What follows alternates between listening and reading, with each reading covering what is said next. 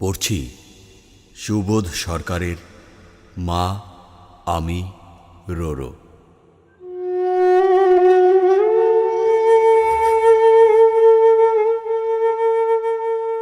আমার মা একদিন কাশি থামিয়ে বলেছিল, খোকা আমার পাশে একটু বসবি?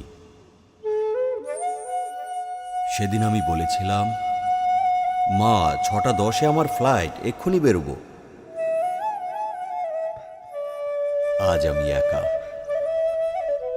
20 তলার ডাইনিং টেবিলে। কেউ আমাকে খেতে ডাকে না, কেউ বলে না একটু ভাত দি। ডাইনিং টেবিলে বিড়াল বসে থাকে, থাক।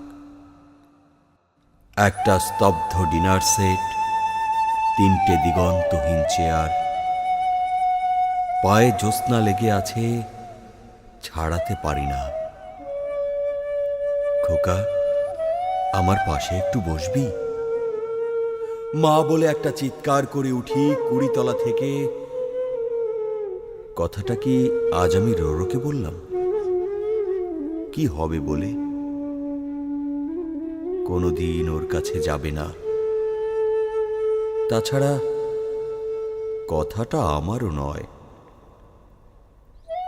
একটা গোটা সল্ট লেক, একটা বিধাননগর চিৎকার করে বলছে, খোকা আমার পাশে একটু বসবি?